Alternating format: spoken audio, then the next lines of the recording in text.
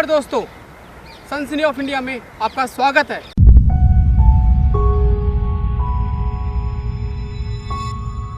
सुहागन अपने पति की लंबी आयु और उनकी सलामती की कामना करती है। करवा चौथ का उपवास करे बिना, कुछ खाए बिना, बिना कुछ पिए पत्नी अपने पति को देवता मानती है और उसकी पूजा करती है।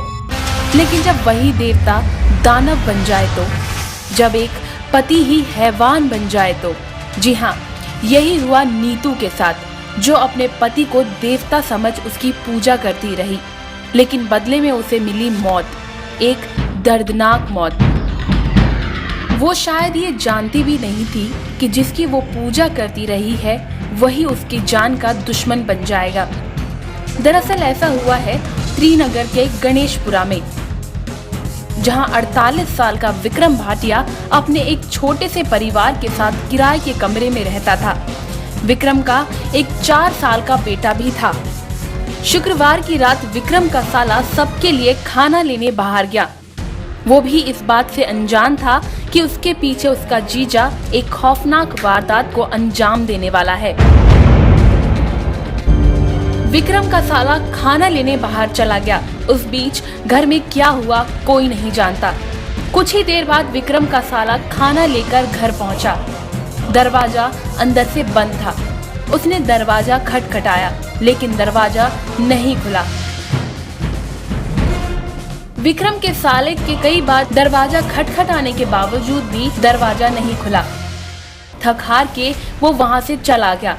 थोड़ी ही देर बाद मकान मालिक, जो कि विक्रम के ऊपर वाली मंजिल में रहता था, फिर बाद में मकान मालिक ने आवाज लगाई कि दरवाजा खोलें। तो कुछ ही देर में विक्रम ने घर का दरवाजा खोला और कहने लगा कि उसने अपने बेटे नवनीत और अपनी पत्नी नीतू को मार डाला।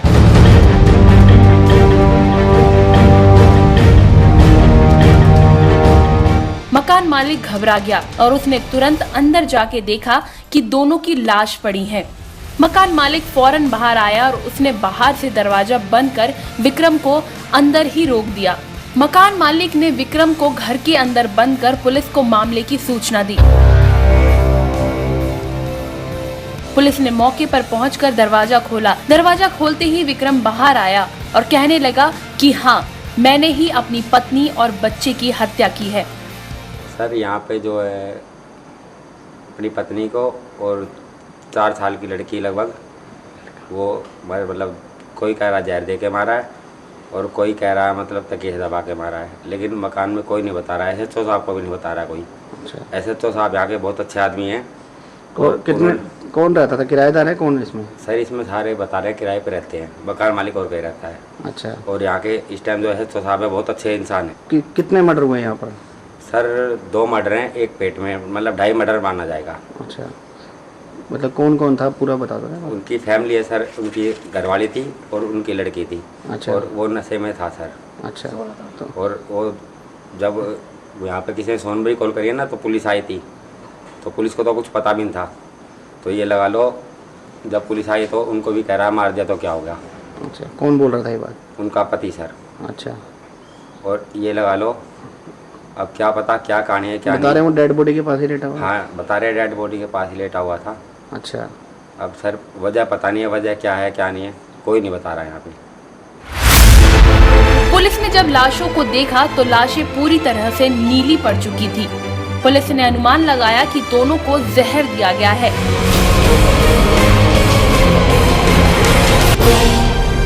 वहीं दूसरी ओर विक्रम भाटिया शराब के नशे में था और उसकी हालत बिगड़ती ही जा रही थी। पुलिस ने जल्द से जल्द विक्रम को BJRM हॉस्पिटल में भर्ती करवाया, लेकिन आशंका जताई जा रही है कि विक्रम ने भी जहर लिया है। केशवपुरम थाना पुलिस आरोपी पति को हिरासत में लेकर जांच में जुटी है। हालांकि आरोपी पति पुलिस की निगरानी में अस्पताल में भर्ती है। उसने अपना जुर्म भी कबूल कर लिया है, लेकिन पुलिस ने अपनी छानबीन जारी रखी है। आरोपी भले ही पकड़ा गया हो, लेकिन कई सवाल अब भी बाकी है। आखिर विक्रम ने इतना बड़ा कदम क्यों उठाया? क्या विक्रम की इस कदम के पीछे उसकी कोई मानसिक अवसाद थी, या फिर करवा चौथ के दिन परिवार में कोई झगड़ा हुआ, ऐसे कई सवालों के जवाब पुलिस भी तलाश कर रही है। फिलहाल पत्नी और बेटे के शव को पोस्टमार्टम के लिए भेज दिया गया है और पोस्टमार्टम में ही कई बातों का खुलासा हो पाएगा। हालांकि अब भी ये बात साफ नहीं हो पाई है कि विक्रम ने उसी दिन अपनी पत्नी को मारा या उससे पहले। विक्रम ने आखिर इतना बड़ा कदम क्यों उठाया? उसके पीछे क्या मंशा थी? आखिर क्यों उस मासूम से बच्चे को भी मौत के घाट उतार दिया? उसने तो अभी पूरी दुनिया देखी भी नहीं थी।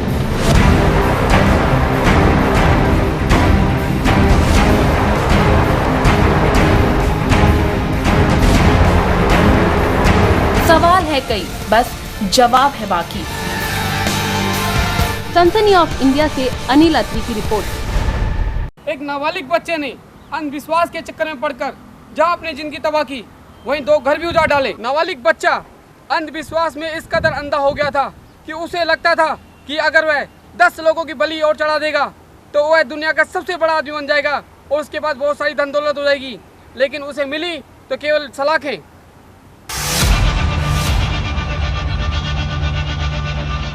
दिल्ली, जिसे एक मेट्रो सिटी कहा जाता है, जहां पर पढ़े लिखे लोग ज्यादा रहते हैं, लेकिन बावजूद इसके हाई प्रोफाइल सिटी में एक ऐसी घटना घटी है जिसका विश्वास कर पाना मुश्किल सा है। जी हाँ, अंधविश्वास का दलदल इतना गहरा है कि कोई भी अगर इसमें गलती से भी गिर जाए तो उसका बाहर निकल पाना नामुमकिन हो जाता है। लेकिन कई लोग इस नासमझी को गले लगा ही लेते हैं और कूद पड़ते हैं इस खौफनाक दलदल में। अभी तक तो आपने यही सुना और जाना होगा कि कई लोग इस अंधविश्वास की दुनिया में घुस ही जाते हैं, लेकिन इस अंधविश्वास का शिकार अशिक्षित लोग ही नहीं बल्कि शिक्षित लोग भी हो जाते हैं। अशिक्षित लोगों में इस बात की रुचि सबसे अधिक होती है। किसी भी चीज को पाने, किसी भी इच्छा पूर्ति के लालच में लोग अक्सर बहक जाते हैं और कर बैठते हैं ऐसी नासमझी, जिसका पछतावा लोगों को अक्सर बाद में ही होता है। अंधविश्वास का चोला अक्सर नौजवान, बड़े, यहाँ तक कि बूढ़े भी ओढ़ लेते हैं। लेकिन आपको ये जानकर बड़ी हैरानी होगी कि इस अंधविश्वास की नगरी में पैर रखा एक नाबालिग बच्चे ने, जिसने अंधविश्वास के चलते उठाया एक बहुत बड़ा कदम। बचपन से ही बच्चे ये सपना देखते हैं कि वो बड़े होकर पैसा कैसे कमाएं, कैसे बने अमीर। अक्सर ऐसा सपना देखने वाले बच्चे रास्ता ढूंढ ही लेते हैं। लेकिन आज के इस युग में रात को सोते हुए देखे सपनों पर कौन यकीन करता है? हालांकि बच्चों पर सपनों का प्रभाव पड़ ही जाता है, फिर चाहे वो सही हो या गलत। और ऐसा ही हुआ इस नाबालिग के साथ, जिसने बिना कुछ सोचे समझे ले ली एक के बाद एक जान। हम आपको बताते हैं कि ये पूरी कहानी आखिर कहां से शुरू हुई। दरअसल ये पूरा वाक्य घटित हुआ नई दिल्ली में, जहां पर कुछ दिन पहले ही पुलिस तलाश कर रही थी एक ऐसे आरोपी को जिसने लगातार 2 हत्याएं की, बल्कि और लोगों की भी हत्याएं करने की फिराक में घूम रहा था। लगातार हो रही हत्याओं के आरोपी को पुलिस बड़े जोश के साथ तलाश कर रही थी। उसके बाद जो सच सबके सामने आया वो वाकई दिल दहला देने वाला था। जी हाँ, पुलिस जिस मुजरिम को तलाश रही थी वो और कोई नहीं बल्कि एक नाबालिग था, जो सिर्फ एक सपने के कारण इतना अंधविश्वासी हो गया कि वो भूल गया कि वो क्या कर रहा है, और ये करके उसे कुछ हासिल नहीं होने वाला। दरअसल इस नाबालिग ने एक सपना देखा और उसके सपने में एक बाबा ने उसे दर्शन दिए। बाबा ने सपने में बच्चे से कहा कि तू 10 लोगों की बलि दे, तू अमीर बन जाएगा। बस यही सपना देख बच्चे के अंदर अमीर बनने का जोश चढ़ गया।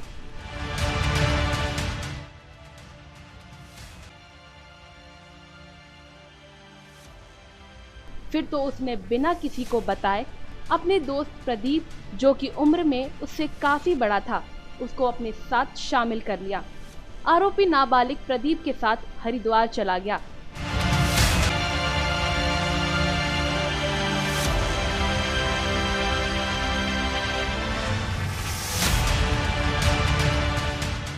जहां पहुंचकर उसने एक चाकू खरीदा जिससे कि वो लोगों की बलि दे सके। फिर क्या था, आरोपी नाबालिग ने तो अपने सपने को पूरा करने का पूरा मन बना लिया था और फिर उसने एक एक कर 2 लोगों की बेरहमी से जान ले ली।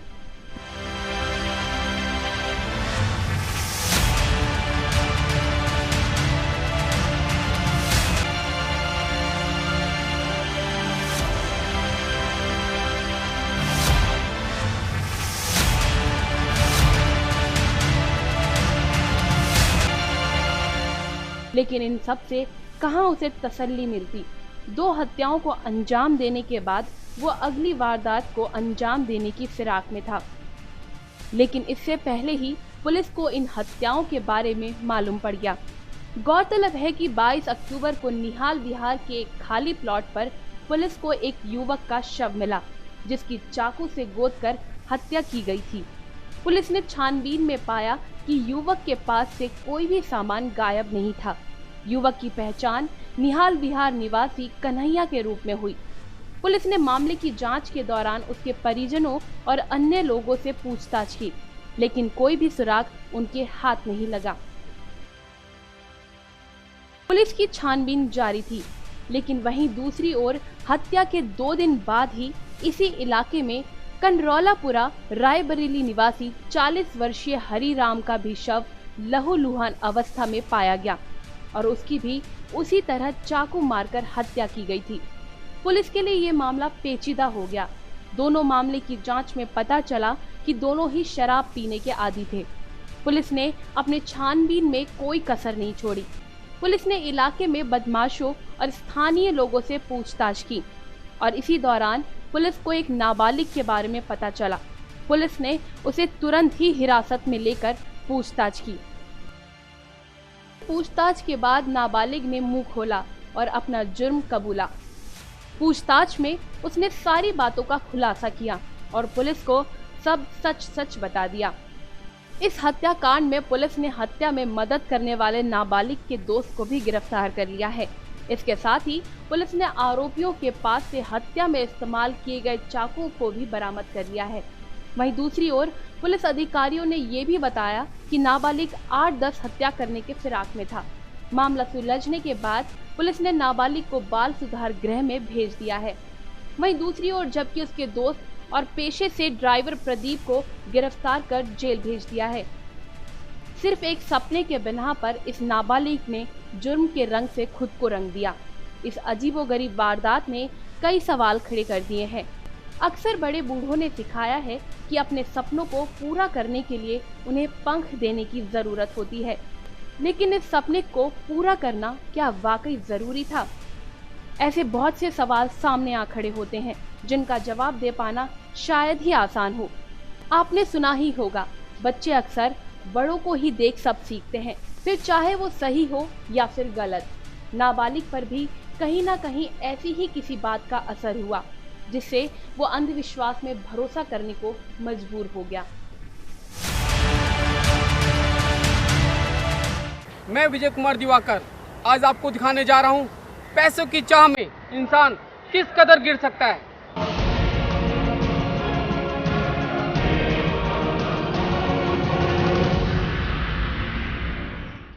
पैसा सभी कमाना चाहते हैं। कुछ लोग मेहनत मजदूरी और अपने काबिलियत के दम पर इस मंजिल को पा लेते हैं और कुछ लोग बिना मेहनत किए कम समय में ज्यादा कमाने के लालच में निकल पड़ते हैं अपराध की राह में।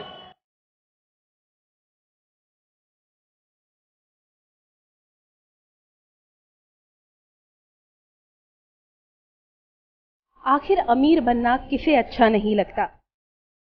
इस चकाचौंध की दुनिया में कौन नहीं चाहता कि उसके पास भी ढेरों रुपए हो, ऐशो आराम की जिंदगी जिए, मजे करे।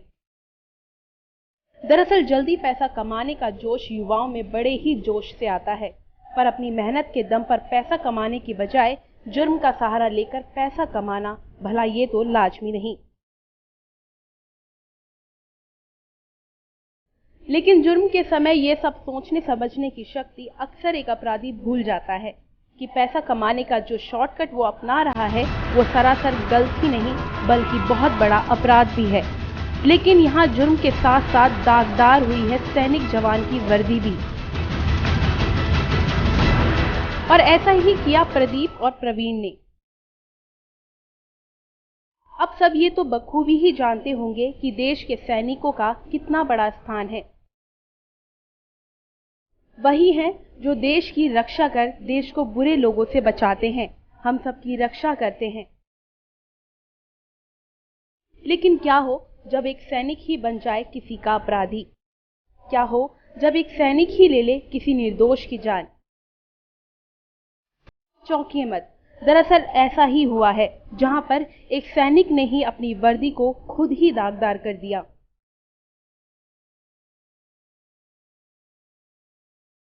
आपको बताते हैं कि पूरा मामला आखिर क्या है। दरअसल ये पूरा मामला शुरू होता है इन दोनों भाइयों की जल्द से जल्द अमीर बनने की चाह में। दोनों के मन में अमीर बनने के लिए शॉर्टकट रास्ता अपनाने का प्लान आया। दोनों ने सोचा शॉर्टकट रास्ता अपनाएंगे तो जल्द ही अमीर बन जाएंगे, और इसी कारण दोनों ने मिलकर ले ली करण की जान।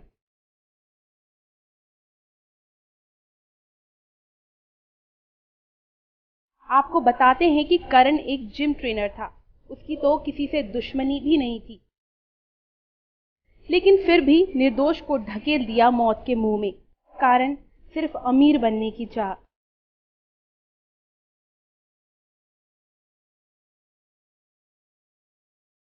दरअसल ये पूरा वाक्य तब घटित हुआ जब प्रदीप और प्रवीण की योजना उन्हें विफल होते हुए नजर आई।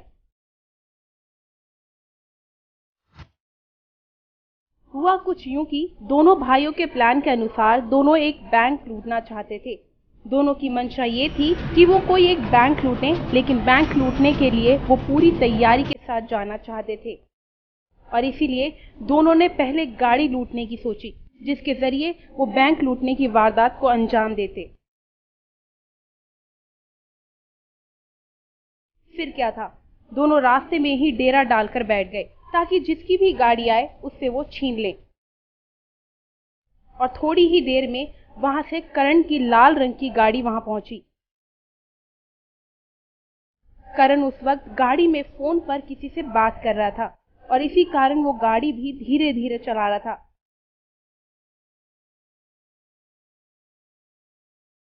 उसको तो ये भी मालूम नहीं था कि आगे जाकर उसके साथ क्या होने वाला है।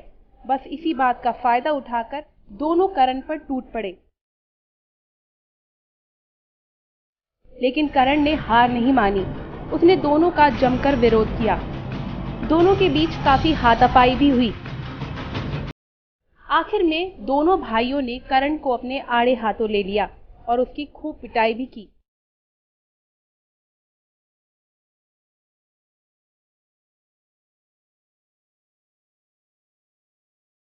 दोनों भाइयों ने मिलकर करण के हाथ, पांव और मुंह को सर्जिकल टेप से बांध दिया, जिसके बाद दोनों ने उसकी जमकर पिटाई की, जिससे उसकी मौके पर ही मौत हो गई।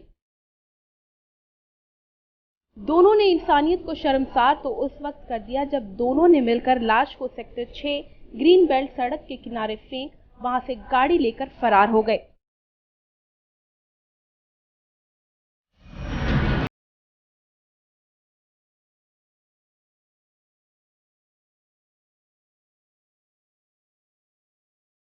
दस अक्टूबर की रात हुई जिम ट्रेनर करण की हत्या का मामला तब सामने आया जब आस पड़ोस के लोगों ने करण की लाश को पहचान पुलिस को सूचित किया, जिसके बाद पुलिस अपनी तफ्तीश पर जुट गई।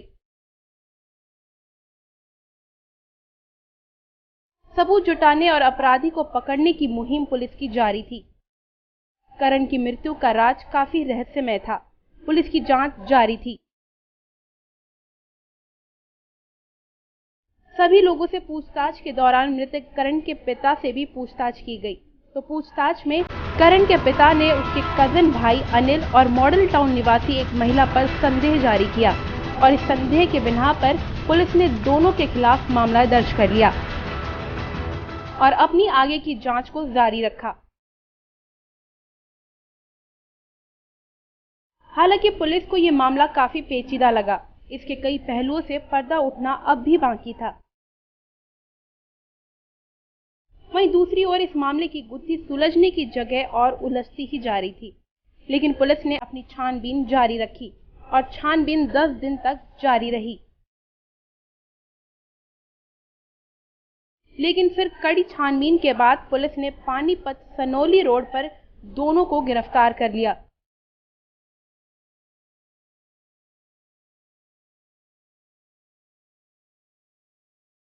प्रदीप की इस हरकत की वजह से जहां एक परिवार तबाह हो गया, वहीं भारतीय सेना की वर्दी भी दागदार हुई है। प्रदीप अगर लालच में ना पड़ता तो वह आज भारतीय सेना में नौकरी कर रहा होता और देश को उस पर गर्व होता। लेकिन प्रदीप की इस शर्मनाक हरकत की वजह से सभी लोग शर्मसार हैं। आपके आसपास हो रही वारदात की वीडियो हमें व्हाट्सएप पर भेजकर आप भी बन सकते हैं सनसनी ऑफ इंडिया के रिपोर्टर। हमारा नंबर है 0965085461। जुर्म की खबरों से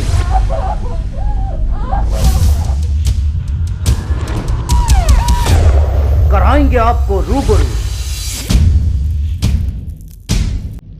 देखना ना भूलें सनसनी ऑफ इंडिया, हर रोज रात 10:30 बजे और दोपहर 1:30 बजे रिपीट, सिर्फ जस्ट खबर पर।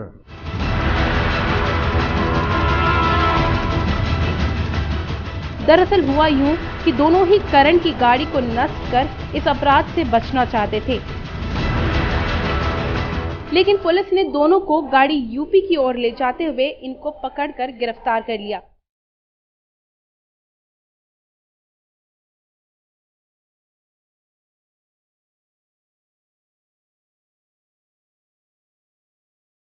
गौरतलब है कि गुनहगारों को गिरफ्तार करने के लिए पुलिस ने एसआई टीम की भी तैनाती की गई, जिस कारण इन दोनों की गिरफ्तारी हो पाई। वहीं दूसरी ओर पुलिस अपने आप में इसे एक बड़ी कामयाबी बता रही है। फिलहाल पुलिस ने दोनों को गिरफ्तार कर लिया है, लेकिन पुलिस के मुताबिक जांच अब भी जारी है।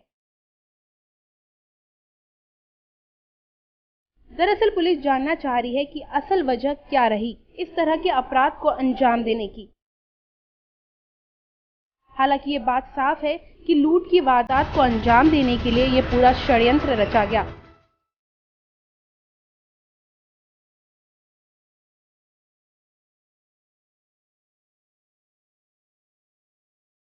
लेकिन पुलिस के मुताबिक कई और जांच करना अब भी बाकी है।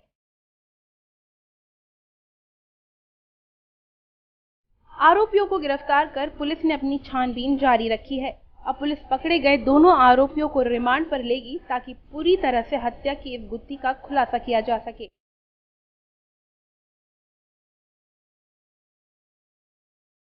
पुलिस ने इसे एक बड़ी सफलता मानते हुए एक प्रेस कॉन्फ्रेंस में इन सारी बातों का खुलासा किया।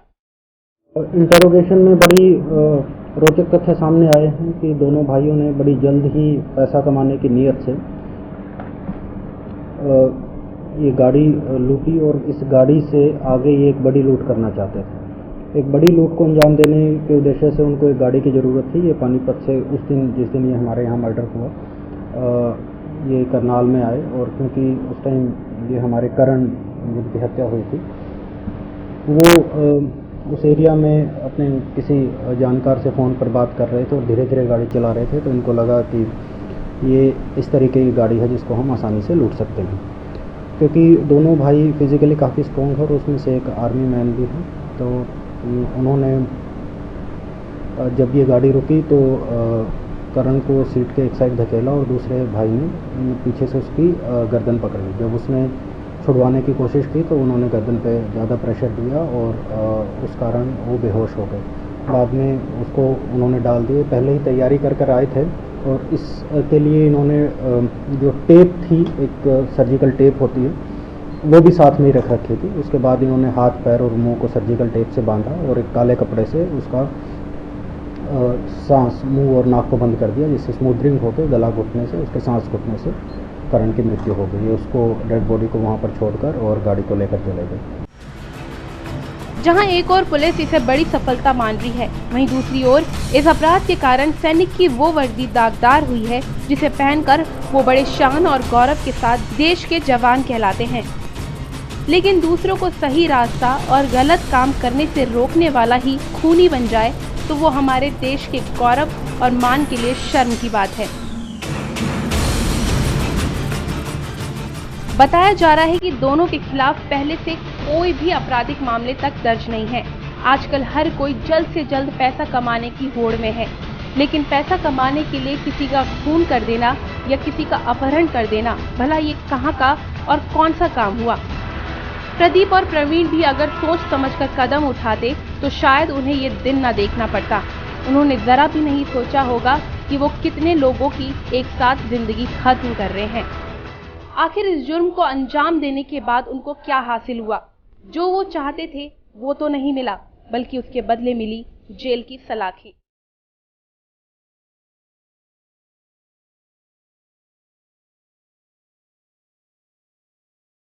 प्रारंभिक पूछताछ में जो पता चला है कि गाड़ी को डिस्पोज ऑफ करने की कोशिश की, तो ये गाड़ी का रंग लाल था और इनको जो अगली लूट का अंजाम देना था उसके लिए ये गाड़ी का रंग बाधा में आ रहा था, पर अभी तक वो डिस्पोज ऑफ इसको ठीक तरीके से नहीं कर सके थे। और वही कल ये दोबारा डिस्पोज ऑफ करने के लिए इसको मेरठ की तरफ लेकर जा रहे थे। वहाँ पर पानीपत से जो कैराना रोड है वहाँ पर हमारी सीए की टीम के पास क्योंकि बड़ी क्रेडिबल इंफॉर्मेशन थी, वहाँ से इन दोनों को हमने गिरफ्तार किया। जुर्म के रास्ते ने प्रदीप को पल भर में बना दिया अच्छे से बुरा इंसान। कम समय में ज्यादा कमाने की चाह रखने वाले युवाओं की जिंदगी शुरू में तो चमक दमक में बीतती है, लेकिन बाकी जिंदगी कटती है उनकी सलाखों के पीछे।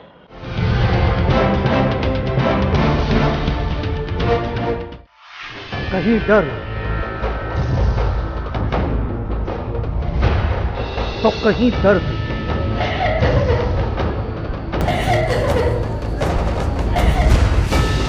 कहीं आत्महत्या तो कहीं हत्या।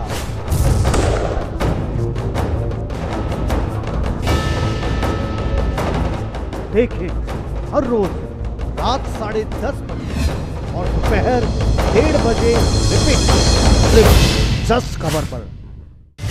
जुर्म की खबरों से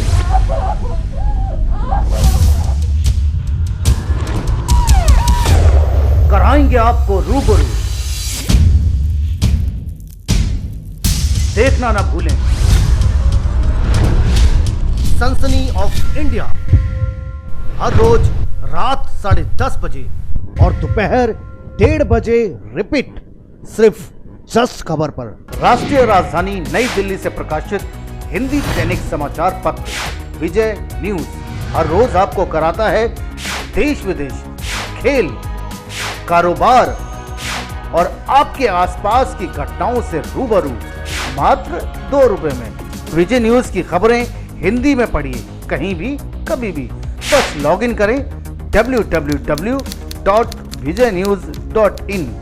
मोबाइल में हिंदी में खबरें पढ़ने के लिए Android user Google play store से विजय न्यूज ऐप डाउनलोड कर सकते हैं।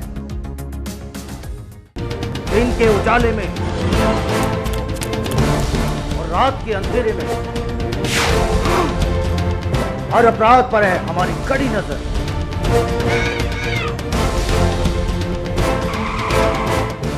जुर्म की हर खबर से कराएंगे आपको रूबरू। देखना ना भूलें सनसनी ऑफ इंडिया, रात 10:30 बजे और दोपहर 1:30 बजे रिपीट, सिर्फ जस खबर पर।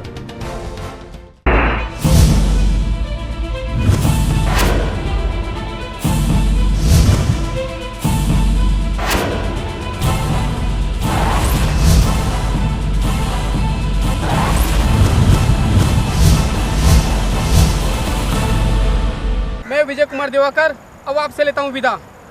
कल मैं फिर मिलूंगा इसी चैनल पर इसी समय कुछ नई खबरों के साथ। और हाँ दोस्तों, अगर आपके आसपास हो रही कोई वारदात और अगर आपको किसी घटना की जानकारी, तो आप हमारे हेल्पलाइन नंबर 9213130221 या हमारे व्हाट्सएप नंबर 9650854621 पर दे सकते हैं।